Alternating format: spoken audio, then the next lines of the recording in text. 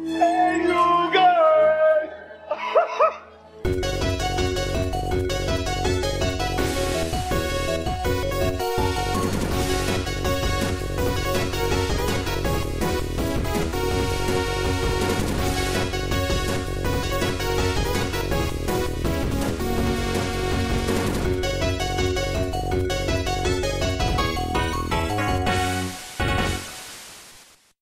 This is the DG Podcast, and this is episode 96, part B. I have Rhett here.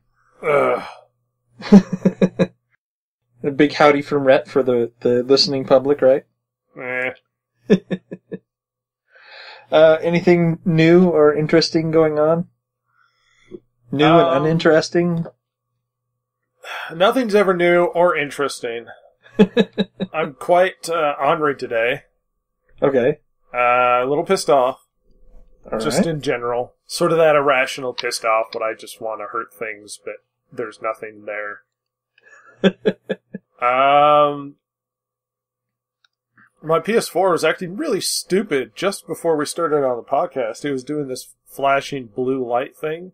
Huh. If it happens again and gives me enough trouble, I'm jumping down Sony's throat, because there's no way I'm buying a brand new console and it goes south on me. It's just not going to happen. Yeah, that at this point, it's a brand new console. It shouldn't have any problems. I will destroy them if it becomes a problem. Like, I will go down there and burn down their offices. In the US or in Japan or both? I'll find a way. The fire bats? Yeah. Unleash the fire bats. I've been playing a lot of Bloodborne. I've watched the entirety of Daredevil. Yeah, you were saying that with Netflix, when they come out with a new series that's Netflix specific, they just release it all in one go, which is a rather interesting way to do it. I like it. I think it's a clever way to do it. It allows you to watch it at your own pace, which is the point of Netflix anyway. Right. So when they finish a season, they put it all together and let you watch it. Which is a good idea. Yeah, that is pretty cool. But yeah, I've been playing a lot of Bloodborne. Bloodborne's one of those games where you play a lot, and it's just this big harrowing experience of effort and trying to get from one place to another. Right. And you basically feel like you made progress.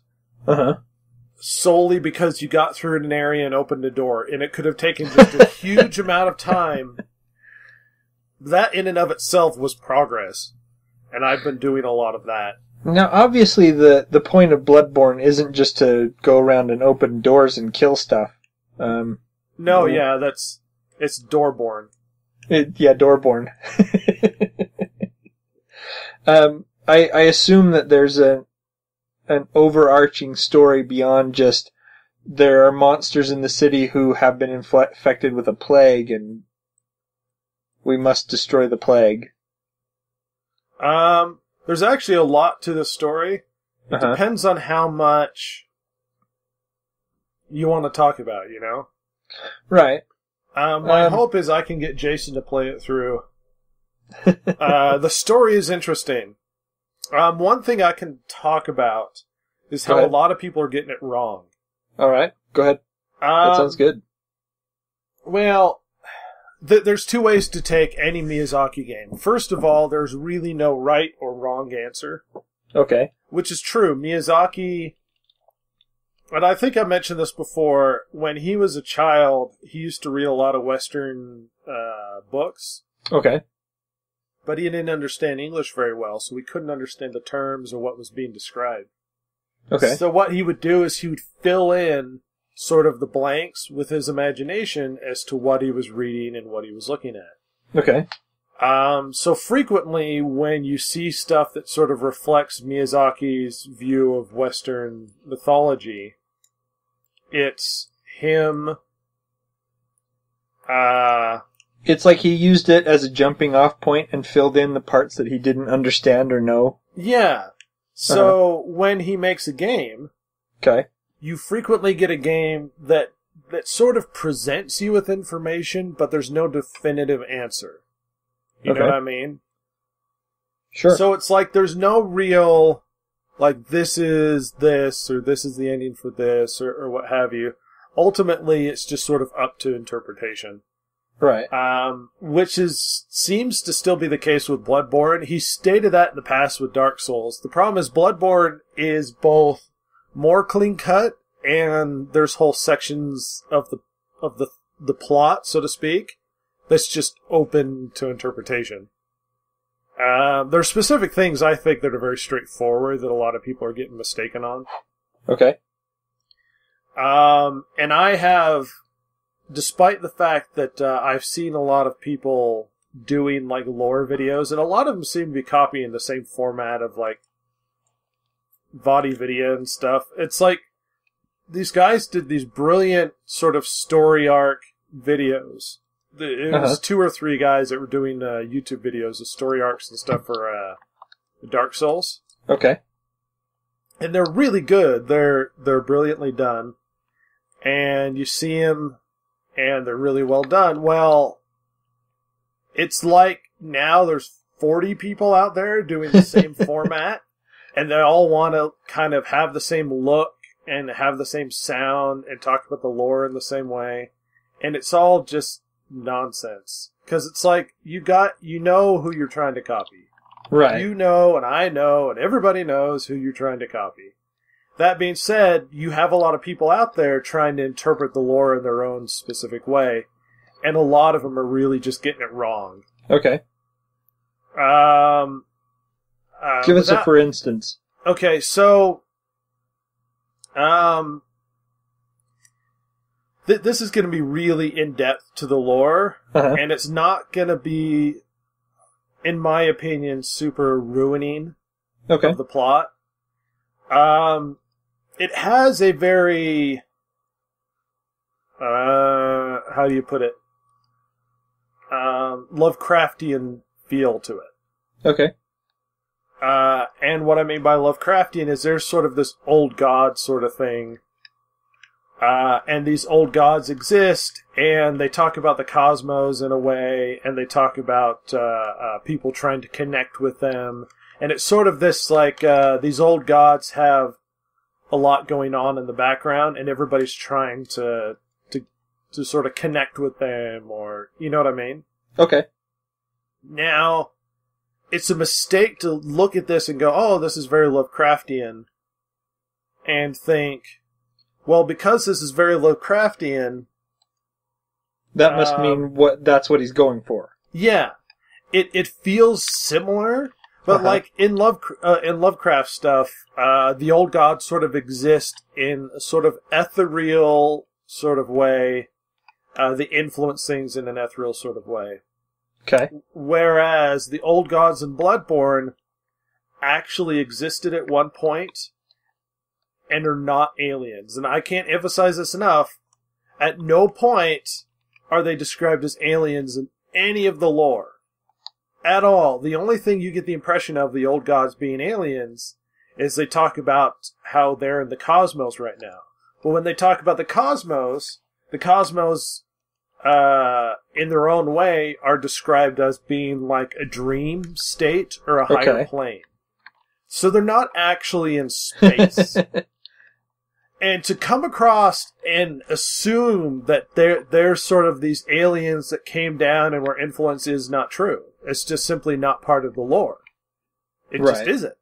And I've heard a lot of people trying to interpret it in their own stupid way, and it's just not part of it. So it's like this dream state. It's like they're a sleeping god. Yes, and that's the thing, though. They actually exist. They have physical form. They went into this sort of higher plane dream state. And they went into these labyrinths and they sort of commanded this race of people to protect them and protect what was left of their bodies. The reason why we know that they existed as physical forms is because one of them didn't get to go with. One of them was left behind and is still talked about as an old god, And you can actually run into it, apparently. I haven't seen it yet. Now, these old gods, are they, what's the word are they benign or, yes and no. Think of it like... I was wondering if they were like the... superpowered beings playing with ants. Well, I was wondering if it was like the Cthulhu mythos where the old gods are not benign. They are definitely malignant. Well, let's just say that they have something called vision. I don't know how to describe it. It's like knowledge that you gain throughout the game. But the term for knowledge also goes hand in hand for the term for madness. Okay. And in all honesty, 100%, that's how it should be described. The term for knowledge and the term for madness should basically just be almost the exact same. Because the more you know, the more people realize right. You know what I mean? It's like it's going to start screwing you up now, and stuff isn't going to be cool. Somewhat similar to the mythos in Lovecraft, where the more you know about the old gods, the more screwed up you become. Exactly. And it's hard to say exactly what happens, but it's like you get a vision of the truth, and the truth makes you go crazy. And the goal is to become enlightened and become like the old ones. Without losing your mind? Right, but the problem with that is there's only one, I guess, you could talk of, who's really done that.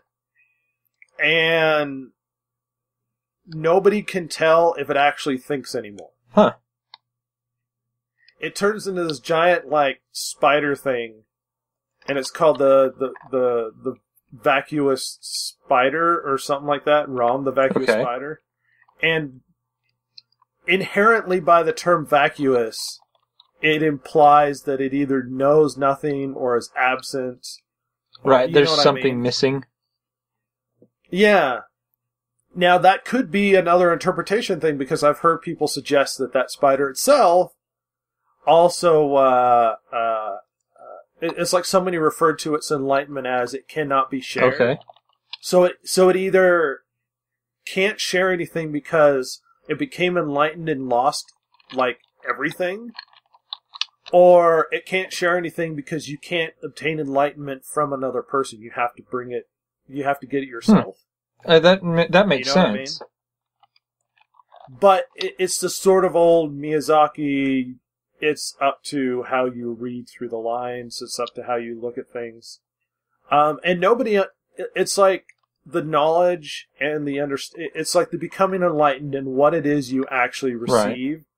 Nobody knows. They never touch on it. They never really describe exactly what it is you're getting. Huh.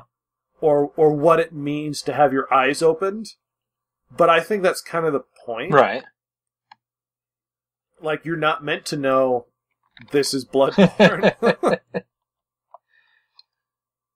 Like, the darkness, encircling me, blah, blah, blah. Right. You know what I mean? Like the song. Well. Absolute horror. The other thing I could talk about is,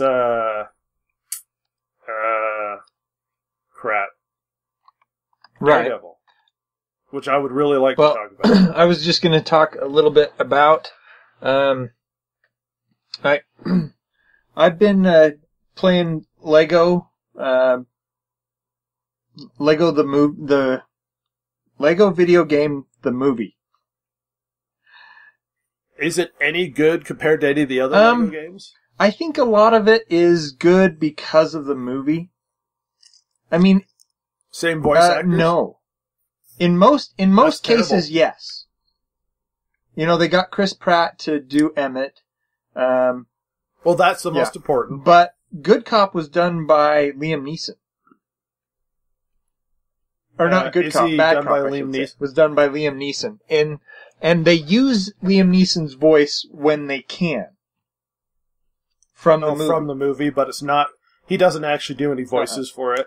So Liam Neeson's one of those guys where you get him and he's great. He's just really good. But that's if you get him, and it's like, good luck getting him back.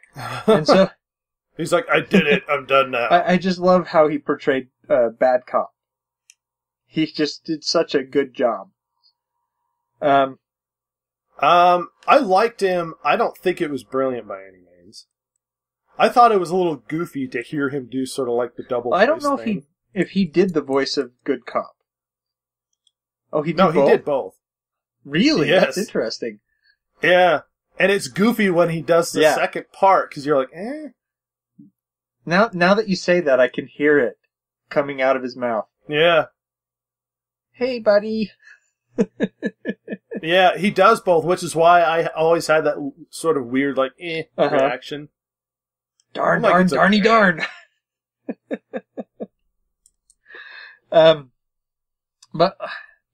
it's one of those things, I think a lot of the reason that the video game's nothing special, but because it is the Lego movie and they did such a good job with the Lego movie, the video game feels pretty good to play. The Lego movie was great. And I know this is going to make it be like, oh, well, no, it was just fun, and that's what movies should be. That's why Guardians of the Galaxy was so good. Not because it was brilliant, not because the plot was, like, flawless, but it was fun, and movies should be fun. Exactly.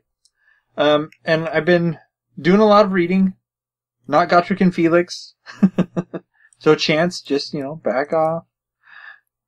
Actually, it's kind of Lindsay that keeps she's like, I wonder if he's reading Gottfried. No, I was actually reading this, it's Greywalker is the name of the series. It's a pseudo-supernatural thing.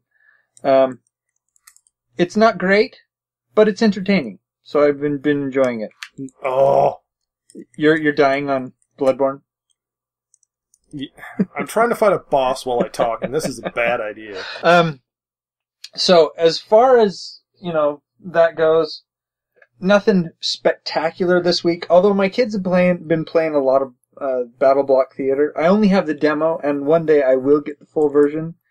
I have the full version. It's so good. And Lindsay got it at the same time I got it. Mainly so that we could play together. She's not as into it as I am, but man, is that game good. It so has fun. The best intro I've ever seen. Dialogue. Oh no, like there's in between dialogue that's the same exact sort of thing. Like him explaining the story. The guy who does the voice, gosh, I forget what his name is, but he's well known in the gaming community. Stamper. His name's Stamper, if you ever look him up. He does the greatest, like, exaggerated voice you will ever find. He's a goofy looking bald guy. One of the weirdest stories I heard of Stamper, these guys who knew him, he at one point, was at a convention, and he decided he wanted to steal a bunch of silverware from this restaurant. And nobody could figure out why he wanted to steal it. And he decided, well, I'm going to steal this silverware. So he stole it. And after he got out, because everyone was like, what the heck are you doing? Why are you stealing? He's like, well, I wanted it to take, just like, screw it. I'm going to take it. He went to go give, afterwards, he goes, yeah, I don't really need this. You want this? And the guy's like, I don't want the silverware. What am I going to do with this? He's like, oh, okay. So he's walking down the street and he passes some random guy at the convention and just hands them all the silverware and walks away. This is Stamper. Boy. He's a weirdo, and if you listen to the voice, it's like, oh, that kind of makes sense. But yeah, if you haven't checked out Battle Block Theater at all, and if you haven't checked out the intro, you can find the intro online, and it is one of the greatest intros ever. Oh, it's hilarious. So anyway, as far as top 10, well, I shouldn't say top 10 because some of them aren't 10, but as far as lists go this week, do you feel more vociferous about movies, video games?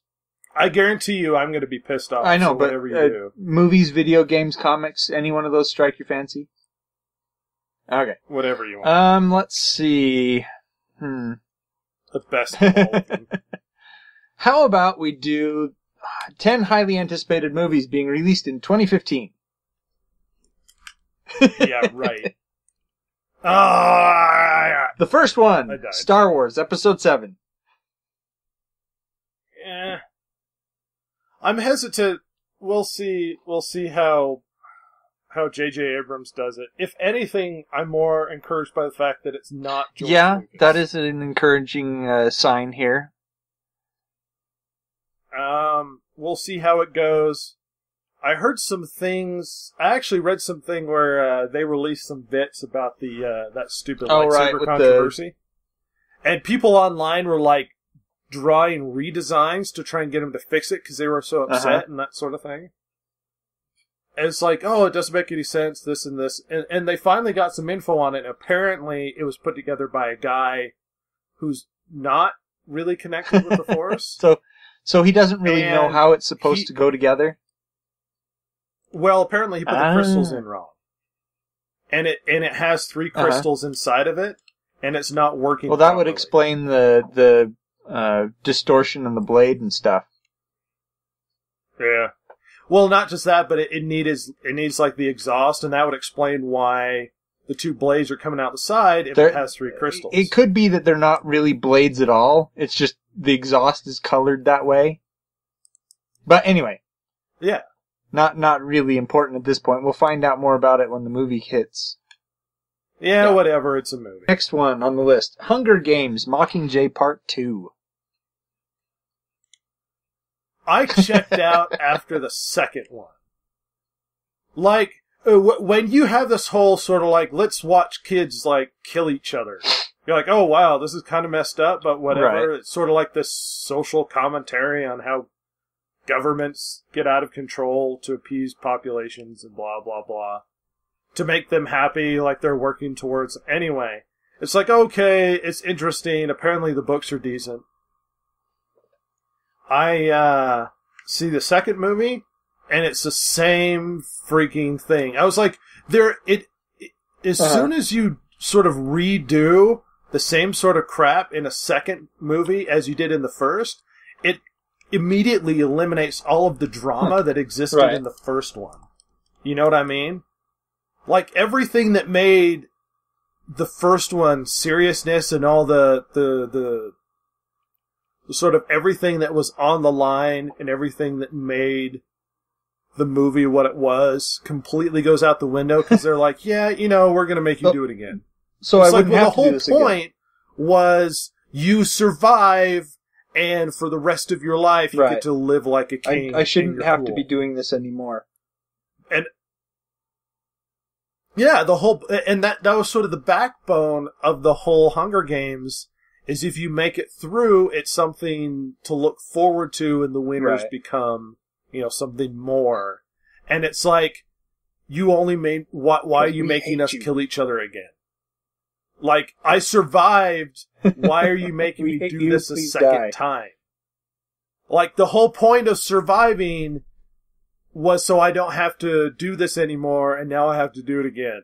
And that second movie made me just check out completely. And then you see the trailer for the third movie, and she's shooting down like this like high-tech future jet plane with a bow and arrow. And you just start going, you know what? I'm done. I'm done. I don't need to be a part of this thing anymore. I'm done. And you heard all the explanations like, whoa, the arrow's it's explosive tipped. I was like, she's hitting a jet plane with an arrow. I don't care if it's explosive. She's not Hawkeye. She's not Superman. She's not Hawkeye. She has no superpowers whatsoever. And in fact, the whole theme of the movie, you have this heroine in the movie, Katniss, and the whole freaking theme of the movie is there's this really decent fella who's trying to help me survive the Hunger Games. Who loves me despite the fact that I'm cold and I don't care, who loves me for no good reason. And he goes out of his way, risks his life, and basically sacrifices himself trying to save you because of how much he cares. And you're basically the biggest douche you've ever seen. She's like, yeah, he does all of these things. Nobody could have ever done more for me than this guy does, but I'm still in love with this kind of farm boy at home or whatever. I was like, you're just screwing with this kid now. I mean, I was like, don't stop stringing him along. Stop making him feel like he has a chance. 'Cause it's like, oh, well, you know, I guess this isn't going to work out, so I'm going to go now. Oh, okay. I'm still really no, don't start making me feel like I've got hope. Just walk away. She is probably one of the worst people ever. It's like it's like when they have a protagonist in a story, like when they had Kratos in God of War. And it was like, oh, Kratos is so good. I'm like, he is probably the worst hero you've ever had, because not only you know the story I know of God that of War. He's waging a war against the gods, but So Kratos is a Spartan who Right. goes off to war, right? And he's a piece of crap. He goes off and he sleeps with women all over the place as he's pillaging and burning and whatnot. And Ares likes him because he's so good at the, you know, which is Ares' bag. So he's like, no, that's what Ares does. He wants people to kill people. And he's like, you know what? I like that you kill people, Kratos. Me and you, we're gonna go places. So he wants to keep him killing people. So he does something goofy to Kratos, where he gets him to go and attack this town, and Kratos goes on his bloodlust rampage, and goes through the town and just kills and murders and pillages the women and the children. Little does he know that he pillaged and murdered his own town, and his own family. So Kratos, the piece of crap who he is the person that killed his own family because he's just a piece of crap bloodlust warrior guy. He did it. The God of War just pointed him in the right direction. Not only that, but because of what he did, the God of War cursed him, which is why he's all white. He's basically like tattooed, covered in white with the ashes of his dead wife and children. Now, you killed your family.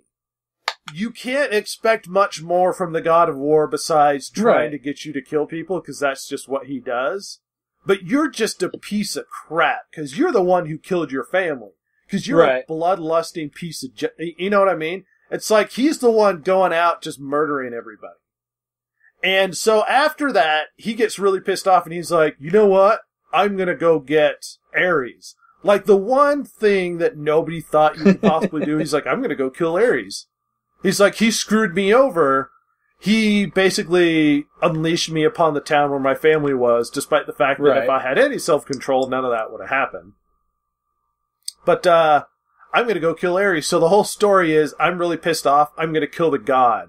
And then he becomes the God of War, and then he's like, you know what? All the other gods are culpable. So the other games are him killing all the other gods. Because he's a pissed off little child. Like, he's not a great guy. He's probably the biggest douchebag in all of video games, or even just like protagonist, because he's not. But the games are fun, to look right? up to. He's just a he's just a. That is why person. I stopped reading the Wheel of Time series. I hated the Sword of Truth series. And it took me enough time to figure out why I hated it, but I hate it. It's just, none of it was redeemable. Oh, I hated the characters. Guys in it were just pieces in Wheel of crap. Time. I just got so mad reading about the characters and what they were doing. It just, this rage built up inside me. I'm finally like, I'm not having fun reading these books. I should be, but I'm not. And so I'm like, enough. Well, it's one of those, you know what? I don't have to read this anymore. And I'm an adult. Like, no, I'm not going to finish this. I could choose not to. Tossed it aside. I'm like, no, I'm not even going to pick it up. I know Brandon Sanderson is a good author, and he picked up and he finished the Wheel of Time series, but I'm not going there anymore, because I hated them. Ugh. Never I started read trying Thomas to the read Covenant, that, the Unbeliever. and Tom, I made it through like the first 2 chapters. Oh. He is such a piece of crap.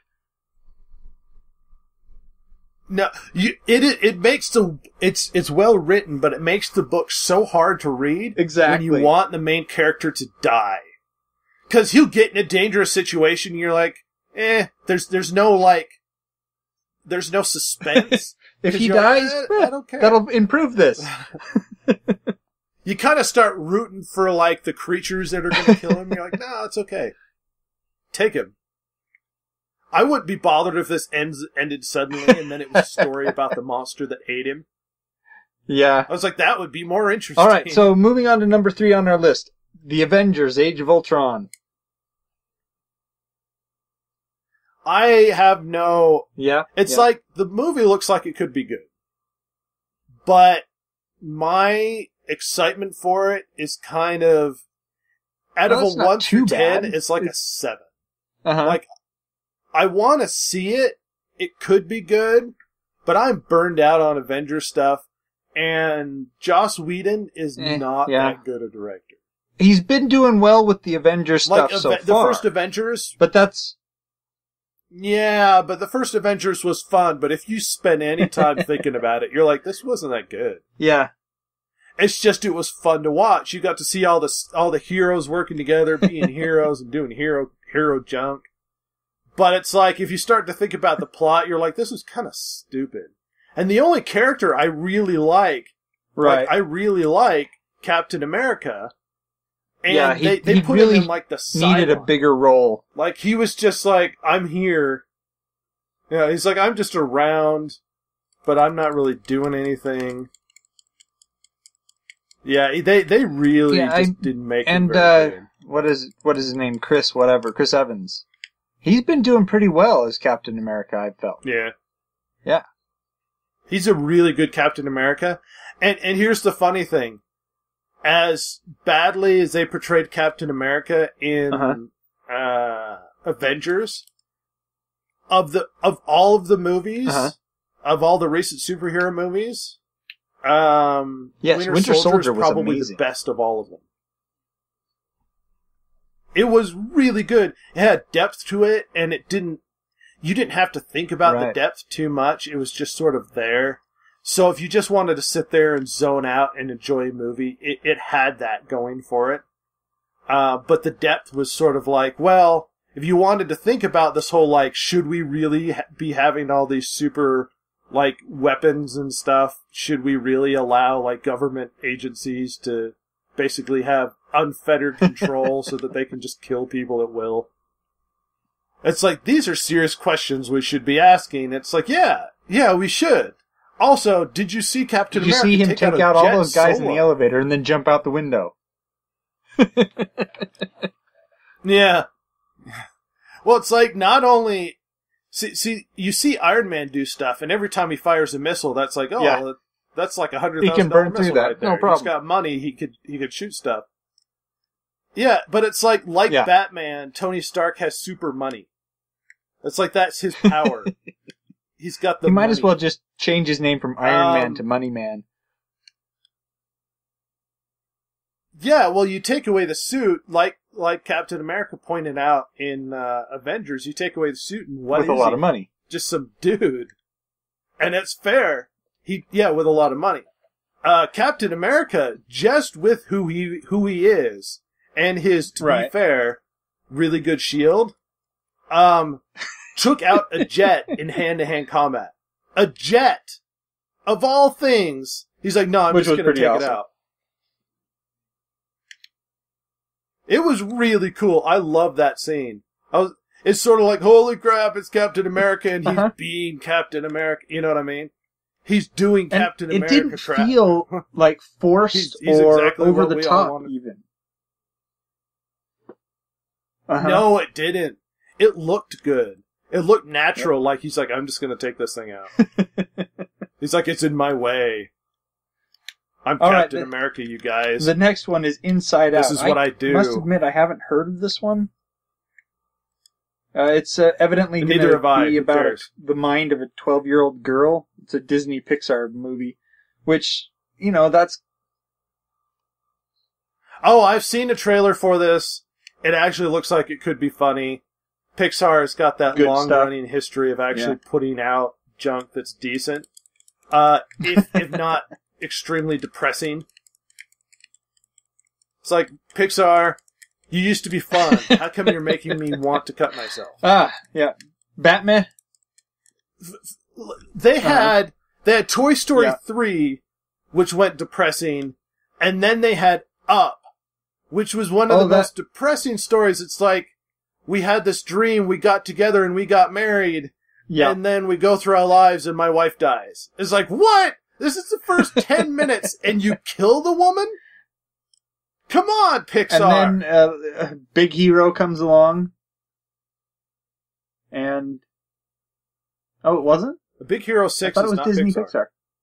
Oh, it was just Disney. Okay. That's Disney animated. Yeah. Big Hero 6 is not Pixar. And it's actually based off a comic book that's a Marvel comic book. Yep. Incidentally, which is why Stan Lee is in it at the end.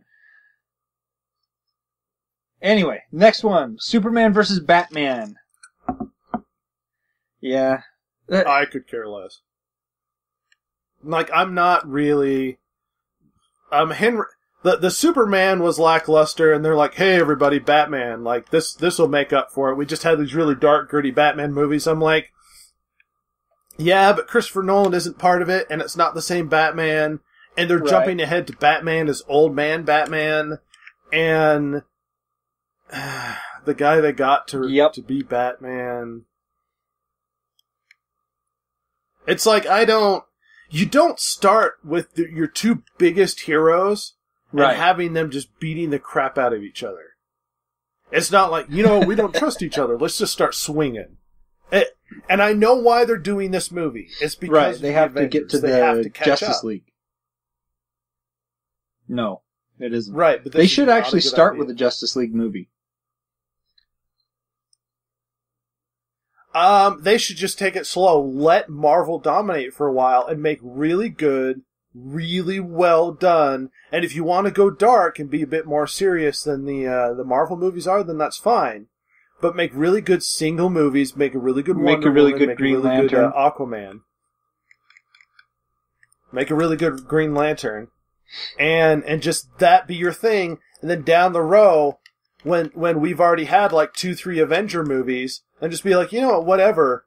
Here's Justice League, and it'll blow everybody away when we're trying to deal with like a reboot of some of the Marvel crap.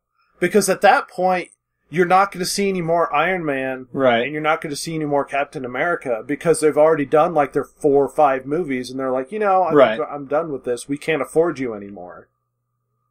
And at that point, you're going to sweep in and be like, hey, look, we're the only one with a big superhero team-up movie. You're right. What I mean? Like, you would dominate at that point and they wouldn't have anything to do with it. And just make good quality single movies like a Batman movie. And there's no reason that they should jump past. But they're going to blow it because they're trying to do... There's no reason that they should jump to necessarily to a Justice League movie at this point. There is. They're trying to what I mean is Avengers. They're trying to force it at this point. And they're doing something that they really shouldn't do with the Batman versus Superman. Trying to tear down two of the they biggest should either just, like I said, go straight into it. We already know Superman, we already know Batman. I don't care for the going veteran that's not Batman necessarily thing. a good thing either. It was. Dark Knight Returns was great. It was well done. However, that's for a separate on its own. To introduce Batman into a team-up series, to have him start out as grizzled old Batman, it's not... They're trying to bank on this already popular, it's like, everybody knows Batman, he's really good. Why don't we just jump to this really dark and gritty old man, Frank Miller, because, Frank Miller does really good dark stuff. It's like, really? Can't you just be like, hey, look, it's Batman? We don't need an origin story. Everybody knows Batman's origin story.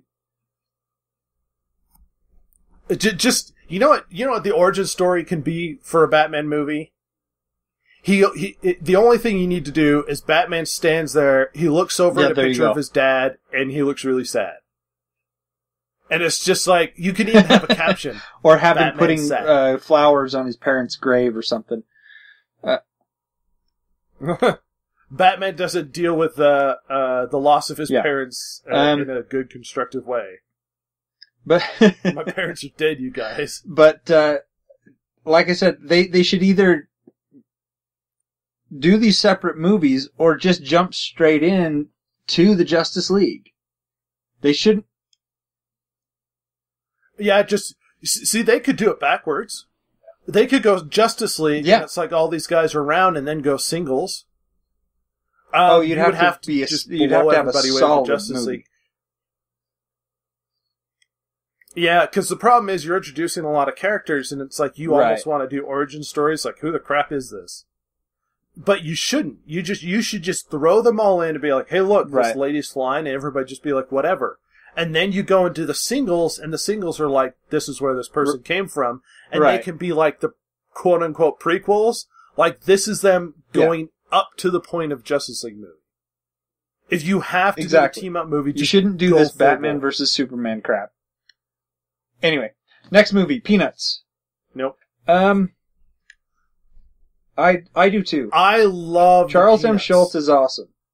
And Chance could suck it because he doesn't like them. Just looking at some of the visuals, but I love the Peanuts. It looks good. They have to go CGI to interest the kids anymore. But it's a CGI that looks like 2D, which actually is kind of clever. I'm not really impressed at this point with the visuals. I'm really on board with this as far as I would like to see a solid Peanuts movie. No, I like the visuals. I saw some of the kids who play the voices on them, and they do the voices really well, and they sound spot on. Almost like some old voice actor who's been doing Charlie Brown for years. And you hear the kid do it, and it's like, yeah, that sounds pretty close. So it's like, I'm glad they actually have kids playing the roles. We'll see how it goes. Apparently, Schultz's son is that is something involved. that they always did with the Peanuts movies. They got kid actors for the voices. So that's something that they've stuck with, and that worked well for the other movies. So they did a bunch of Red Baron stuff. I'd have to on go the back trailer, and watch it again. if you recall. No, they did a bunch of Snoopy in his little daydreaming land being the Red Baron over France. No, they're not. And none of the kids are going to get it. None of the kids at all. But it's like, hey guys, Red Baron, you know, the famous World War I fighter pilot, you know, the German guy who shot down a bunch of allies, but he was so cool because nobody could stop him. You remember him? Yeah. And had a red plane. Just scared the crap out of the allies. He became the boogeyman in the skies. Because he was so good, he'd show up and it'd be like, hey, look, I'm going to dominate now. They're, on this article that I'm going through. That's like Babe Ruth showing up. It's like, well, let's all just not play baseball. This article that I'm going through, it's down at the bottom, there's a little blurb that says, there's rumors that Calvin and Hobbes will get their own movie too. I don't care for Calvin and Hobbes. There's a lot of really big interest in them because a lot of people have a lot of fond memories of them. Well, the thing is it's that likely going to be successful. If you know Bill Watterson at all, a Calvin and Hobbes movie will never happen. No. Oh yeah, he's has very protective very rarely licensed Calvin and Hobbes for anything. There are no Calvin and but yes, Calvin and Hobbes there fans are no Calvin and obsessed. Hobbes toys. There's no Calvin and Hobbes TV show. There's only one time that he actually licensed Calvin and Hobbes, and it was for a textbook. One and only time. Yeah, to put the characters. So the next movie. And all the unlicensed Calvin Peanuts. Those are stuff unlicensed. On every Ford you've ever seen. Oh yeah, I know they're unlicensed, and it probably I'm sure it does. He probably just pisses him off every time he sees them. It's like, haha, Calvin's peeing on a Chevy sign or whatever. Yeah, exactly. I This hate is my those life's so work. bad. But I'm a huge Calvin and Hobbes fan, so. 50 Shades of Grey. Yeah, you Don't ever want to see it. From reviews I've heard, it's really bad. And it's not, it's like people like the books for some reason. Maybe it was the excessive, like sexualized stuff in it. I don't know what. But, Right. people, Oh, it did. like, It it moved a lot of sold them. books, right? The movie was bad. And they toned down a lot of the sort of Right. like S&M stuff that apparently existed. Because nobody's gonna see basically just a porno is what it would turn out to be. Now, let's do a little bit of background on it. The lady who wrote the book is a middle-aged woman who originally wrote it as a Which is so fan fiction for Twilight. So I joke you not. A middle-aged woman wrote S&M fan fiction for teenagers. That's how creepy this is. If it wasn't for the fact that it was just fan fiction, it's potentially like underage. This smut. article calls it mommy You know what I porn. mean? It is mommy porn. Now, the reason why there was a lot of excitement, why it got a lot of attention apparently, was a few different reasons. Apparently, there's some allegory involved with the main Right. character where she gets involved with this guy named Gray, this really wealthy guy. Right. And it's like she signs herself over to be a sex slave. And she lives in luxury and this, and this, but it's sort of a, like, female, it's almost like she's becoming her own person sexually as well as personally, where she becomes, like, independent, and she doesn't have to rely on the man or whatever, and apparently there's a lot of, like, underscoring allegory that makes it more attractive to most people. I would suggest that it's probably you're reading too much into middle-aged woman writing like children porn. Probably. But moving on. Fantastic Four. I don't care for the movie. Yeah. I think there's some decisions that they've made that I don't agree with. I saw the trailer and it looked like a sci-fi flick and I was like, maybe. Just maybe. Because that trailer almost convinced me that it could be good. Because everybody wants to see this big superhero. And I was like, no. You make Fantastic Four a sci-fi flick, and you're Okay. doing the right thing. well, Do you know what I mean? Like, that's You're what right, it it should should. be. It should feel like a sci-fi movie. It should feel like a little bit... I was like, wow. If they take it in this direction and make it feel like not a superhero movie, a bit more sci-fi, then I might be fully on board. But Yeah. we'll see where it goes. I still don't The- care the for casting how they cast, choices- Johnny Storm. yeah. It confuses the crap out of me, but whatever. They're trying to be PC in everything they do, and it just comes across as petty and spiteful. And it comes across as forced and stupid. Yeah, forced, petty, and spiteful, because it's like, well, we don't have any African-American characters, so we just gotta make them and just turn other characters that are already established into African-American characters or minorities in some way, because we have Exactly. They need to because do we're a petty when good, it strong comes to Luke this sort of Cage thing. or Black Panther or... Right.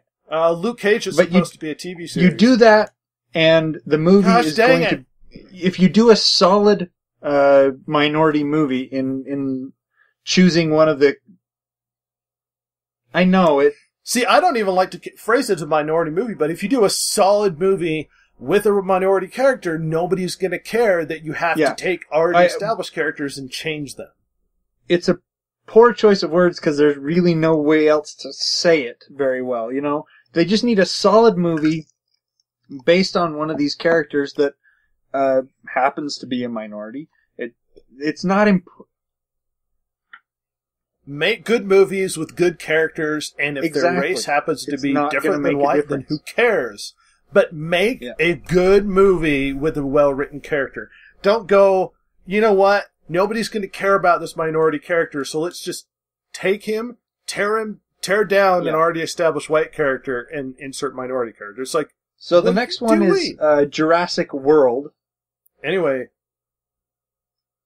Right. I like Jurassic Park a lot. 2 was terrible. And I read both books that came out. There was never a third book. 2 was just bad. 3 was, I mean, people dump on 3, but 3, after 2, 3 was like decent. It's like you have a great movie, then a turd, and then but everybody's kind of remembering the turd, you know, and they're like, "Whoa, this will blow me away." Yeah, but it's like this mediocre piece of like driftwood is actually Spielberg's good back compared on this to the project. turd. He's not directing it, but yeah, he executive produced like crazy. Why? But yeah, because producing it gets more money. So far, they're not really talking about the. He's always executive producer on everything. But they're talking about invasion of the planet by dinosaurs and experiments to breed humans with dinosaur DNA and blah blah blah. Oh yeah, the plot doesn't make any sense. Basically, the theme of the movie is, we're going to make the scariest dinosaur ever, and then somebody needs to be standing around going, does this seem like a really good idea? Like, can one of us stand here and be like, maybe we shouldn't be combining that dinosaur with super intelligence and give him, like, flight powers? Like, perhaps we don't take one of the deadliest creatures that ever existed on the planet and then just, like, give him a gun. You know what I mean? It's like what would happen bad ideas just across dinosaurs the board. Laser guns or jetpacks. It's like, here, I've got a plan, Jason. Let's take a bear and cross him with a shark. Now I know you're gonna be like, oh, you're mad, and I am, but bears are dangerous, sharks are dangerous, water-breathing bear. Like, let's just unleash them on the world. It'll be great. And you might this is a good idea. It's awesome. But this is a good idea. Boy. Okay, James Bond 24. No, they don't have a name yet. Is that just the name of the movie? Oh, right. That's right. They did come up with this. Article's older than the new name, so it didn't have a name when they wrote this article. What do I like about the new James Bond? It's edgier. What do I like about the new James Bond? That despite the fact that Daniel Craig does not look like James Bond should... He does do it really well. He does it really well. Not a lot of people liked... Quantum of Solace I thought was the better. Quantum of Solace? I actually thought it was pretty good. Not a lot of people liked it. I didn't really care for Casino Royale. Casino Royale. I like Casino Royale. I really like Quantum of Solace. Most people didn't care for Quantum of Solace. But you know what? It doesn't matter. Because for the first time ever, we're getting a continuity plot line in a Bond movie. And that's all that matters to me. Because they're drawing him together. They made Bond... They actually gave him a reason why he's basically a man-slut. They did. They went through the whole thing of, oh, Bond has this lady he falls in love with, and they kill her. And he's like, I just hate myself in my life now. I'm self-deprecating. I'm just going to sleep around with people and put myself in danger constantly because I don't really care if I live or die. I was in love with this chick and they took her away from me. I was like, this makes a lot of sense. I was like, they've justified Bond's crappy behavior. It really works. And guess what? All of the movies come together. Some of the director Sam Mendes is going to be doing this one. I guess it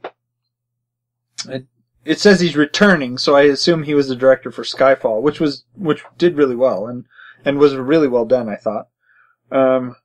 Says Penelope Cruz may be the new Skyfall Bond was really good. Girl. Yeah. Really? There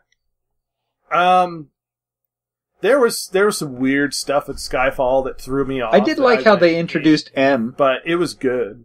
It wasn't. blow me The new away. M. I did like how they introduced the new M. Yeah. Anyway, that's the end of the list. Hope you enjoyed Rhett's ranting about the characters and stuff. Go for it.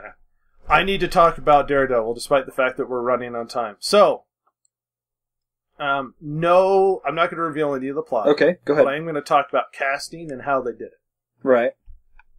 So Matthew Murdock does the actor, I don't know who he is, who plays his Matthew Murdock part really well. His name is Charlie Cox. Like, I actually like how they did. Okay. I actually like how they did Matthew Murdock quite well. He's not blow me away Matthew Murdock, but when he does the lawyer thing, you're like, yeah. It's like he does it so well, and he pulls off the lawyer aspects and how he deals with stuff. Really well done. Foggy Nelson, really well cast. He's exactly like you would expect Foggy Nelson should be. I kid you not, Foggy Nelson is actually awesomely well cast. And he should be. They treat Foggy Nelson too much like a B character in Daredevil's plotline. But he's super necessary to Daredevil's character because he's always there. He's sort of like the pullback personality-wise to Daredevil's. Vincent D'Onofrio is Wilson Fisk. Foggy Nelson was... Yeah. Wilson Fisk blew me away. He is so much better cast than actual Daredevil, who was who's well cast, but not like blow me away. Wilson Fisk, the subtlety of how he pulled off his character, both blew me away and creeped me out. Like for a show that has no nudity and sort of like minor cursing, had one of, I would have to say, the darkest episode I'd ever seen in television history. And I'm not joking. It is literally the darkest episode ever. Like, it made you want to, like, start cutting yourself. Well, it was so dark. And you're like, wow, this is why it's one of those things that they can get away with, because it's not actually on television. And you know what's the best part? The darkest episode in TV history that I've ever seen? Really? Had nothing to do with Daredevil. Huh. It was all about like Wilson Fisk. his origin story or something? Huh. Yeah. How they pulled it off, I was like, oh man, this makes me feel bad watching it. But it was so well done. There's little subtle things that guy does as Wilson Fisk. It's almost like they portray him as almost like this really well collected, put together, but almost uncomfortably like, it's almost like a lion that's perpetually enraged. And he's constantly uncomfortable that he's trying to be polite around everybody else. It's like he's constantly talking under his breath, and when he goes off, he goes like too violent. Oh yeah. And that's exactly how Kingpin should be. It's like he's all straight and personable and wearing his suit, and then he goes nuts, and he decapitates a guy with the door of his car. I kid you not, like the guy's head's in the door, and he keeps swinging so much to the point where it just crushes his head enough that the head is gone. And the body just falls over there. You know, that's how I always felt Kingpin was portrayed in the comics. You know what I mean? And that's exactly how he's portrayed. In fact, there were scenes in the comics where frequently, when Kingpin wasn't happy with some of his underlings, he'd grab the guy and crush his head. And then they would leave this, like, crushed skull mess on the ground somewhere. But Kingpin is very, very well done if you ever read the comics. If you don't care for the character, that's fine. But if you've read the comics, he's really spot on. Let's see, Karen Page is actually done well. much better than I expected her to be. There's certain stuff that happens near the end of the series where you're now, like, yeah, Karen that's Page kind is of the one crap that was Karen like Page a does. junkie or something, wasn't she? Or turned out to be? Well, yeah, let's not spoiler it. Originally, Karen Page from the beginning was Daredevil's first love. She's like the Gwen Stacy. The junkie stuff is like years and years later where they tore her character down and apart to sort of screw with Matthew Murdock and make life harder for him because he loved her so much. That being said, she has a few aspects of she's a decent person who has admirable qualities and has a long-running habit of just making just the worst life decisions. And she sort of is that person in this show, and you're like, wow, they kind of pulled her off. The fighting isn't great. Can I just say, the camera guy and the director, whoever they are, deserve Oscars for how they're pulling off directing some of those fight scenes. Like, visually, and how they capture the scenes camera-wise is actually so unique and well done. It makes too much sense how they actually record some of those episodes. It's like they did this one fight scene where he goes to rescue this kid, and how they framed it and how they did the camera work and the directing, it made me go, holy crap. That should have been in a kung fu movie, like how they did it. Now, the choreography for the fighting is passable. Like, he's decent, but it's too much like flourishes of jumping off the wall or doing spin kicks and stuff. It's too much excessive. Daredevil needs to be almost dirtier and angrier when he fights. And it's too many flourishes and like, oh, yeah, this, and this. I'm going to chalk it up to beat him. He's still new. And a lot of the time, he doesn't pull off very well. The one thing they do the best when it comes to the show is he constantly is getting the crap beat out of him. And never before in any superhero movie I've ever watched, all of them, this is the first movie that actually, or first, not movie, but show that involved a superhero that actually pulled off and gave me the sense of this guy is at it alone and it might not work out for him. Right. You know what I mean? It's like if you were watching a movie of me putting on tights and going out and trying to save people. I constantly come back injured and beat up, and I constantly come back almost, just dying from it. And you get the sense of like, are you sure this is a good idea? Because this isn't working out for you. But it's like, you get that sense of he's doing it alone no matter what, and almost like he has a death wish, which is very, very Daredevil, which blew me away because I was like, wow, this is really a Daredevil sort of thematically. The show looks really good. Thematically, it's really good. Now, let me just tear down all the positive things said about Daredevil. His suit is garbage. Like, he looked better in the precursor suit before, like, the final episode where he finally gets his Daredevil suit. You see it, and you're like, oh, that looks like crap. That is the dumbest... For such a good, gritty, dark show, and then you're like, hey, look at that. Oh, come on! Imagine if they had a superhero character like Daredevil, and somebody in the design room were like, yeah, we need to make this look really cool. We need to make it look practical. Make it look like Batman's armored suit, but Daredevil. Oh. Right. Yeah, from the Nolan movies. And then you go, Right. Daredevil's signature horns on his suit. They're, instead of like that sort of smooth horn, circular, sort of coming up out of his head. Okay, I need to check out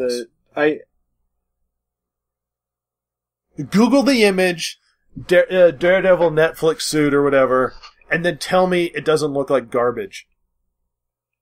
You tell me it doesn't look like garbage. Well, see, that's the thing. I looked it up, but I didn't look closely at the suit. Let's see. I don't think that's the one you're talking about. That's not what I want. Anyway, keep going. I'll see if I can find this picture and...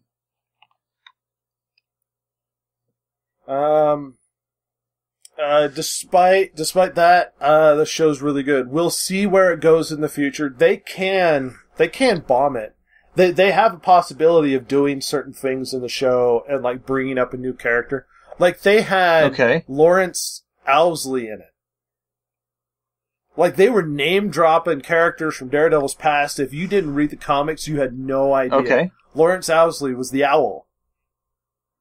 And he plays an accountant for all the gangsters in it. And you're like, oh, it's freaking the Owl. Oh my gosh. It's like nerding out on all this. The Stick showed up in it. And Stick was done really well.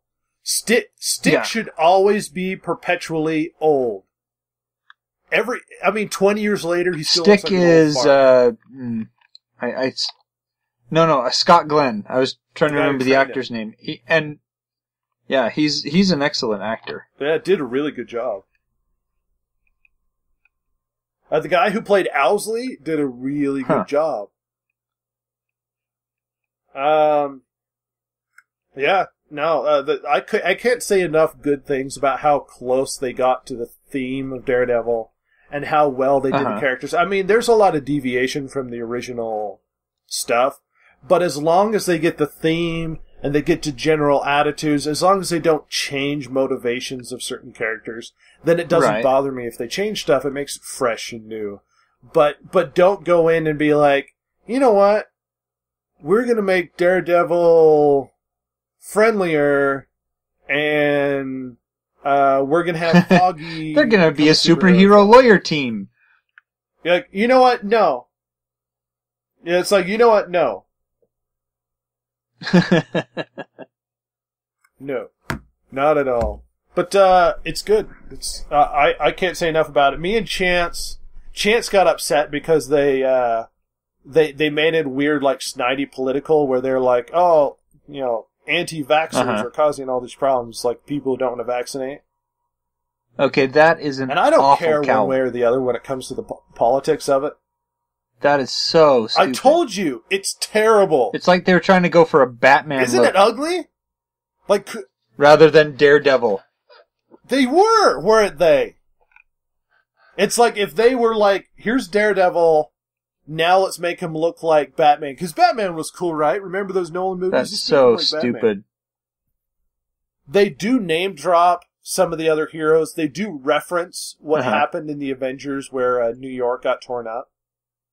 So they do connect the worlds. It's just this is such a darker part of it. Chance got all pissed because they talked about anti-vaxxers in it. I don't really care so much about the politics of it. In my opinion, parents should have the right to vaccinate or not vaccinate. And if they have questions about whether or not it's a good idea to vaccinate, it's a good idea to vaccinate if it might make them worse off, or if they don't think it's a good idea. It is a good idea, but if you decide it's not something for your children, then don't do it, because it's your children. True. Your children are not the property of the government. And if you decide you don't want to, then that's fine. But they put in this snidey little thing about people who don't want to vaccinate, and that's why they have this polio outbreak or something like that in the hospital there. And Chance got all pissy. He's like, why do they have to insert politics into it? I was like, dude, this they constantly do this. At one point, they made this snidey remark about the 1%ers or whatever. And he's like, oh, I don't care about that. And I'm like, really, Chance? You don't care about the politics as long as they agree with you? When they don't agree with you, it's like, oh, these douchebags in certain politics. But when it's like, yeah, when they're, you know, I hate the 1%. And then we got this really weird, like, contentious argument about how he just basically hates wealthy people. And I blame it all on the government, and he blames it all on the bankers. I love Chance to death, and I love the fact that he disagrees with me, and that I can discuss stuff with somebody who disagrees with me, and I think it's great. And he can disagree with me, and that's fine. But hey, bud, just between you and me, your suspicions of anybody with money is getting a little irrational, and in the nicest way possible, because it's almost like anything that happens, it's like, oh, those bankers. And I was like, really? The bankers? maybe the guys regulating the bakers, maybe the guys who were telling them what to do. No, the bakers. And I was like, oh, all right. The stupid part is, and this is what's so good about it, when me and him argue about politics, we agree on so much that we have just the most ridiculous, like, contentious fights over the smallest piddly crap. You know what I mean? And that's what makes it good, because me and him both 100% say we should get lobbyists out of Washington. Yeah. There should be no connection between those two. It puts too much money attached to votes and that sort of thing.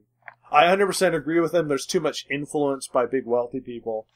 I would say the problem is on the politicians' end. He would say the problem is on the end of anybody who has. Well, the thing is if the politicians didn't accept, it's like that's my argument. If politicians weren't willing to accept the money and then sell their souls for garbage, then it wouldn't be an issue. If you would exist in, like, a Nazi prison camp, and the only way to get extra food is to bribe a guard and get more food, but that takes food away from other people, you're doing something that's crappy, but you're doing what has to be done within the confines of what's allowed. As soon as they don't make it allowed, then it shouldn't be done. Does that make sense? You don't blame somebody for doing something that everybody else is doing, because if you decide not to, then you just can't be competitive. So you have to sort of grease wheels. You have to donate large sums of money to certain guys to make sure that your interests are blah, blah, blah, blah, blah. Special interest has way too much involvement in politics. That being said, it's the politicians who are doing it. Let's all be honest. We all know these jokers. And with that rant, we will wrap up the podcast for tonight. Hope you had a good time listening. And I'm so anything you want to part with? Parting shot at anyone? Oh man, I'm just gonna sit here and stew for a while. You know what I'm gonna party shot at? Bloodborne is great, but it's too freaking hard. It's actually just hard enough so that you feel rewarded when you beat guys, and you don't walk in. And then when you finally beat it, you're like, "Yay, I did it!" It's a real sense of accomplishment. Yeah, and then you have this warm feeling inside of being like, "Yeah." All right, don't do anything lethally stupid, people, and we'll see you next time. Bye. Thank you for listening to this week's episode of the Distracted Gamers podcast. If you like the show, follow Rhett and Jason, the world's two most lethally stupid internet personalities, on Twitter @DG Podcast, or check them out at www.thedistractedgamers.com. If you loved or hated what you've heard here, email them at thedistractedgamers.blogspot.com and share your feelings. Not that Jason will care, since he hasn't any, of course.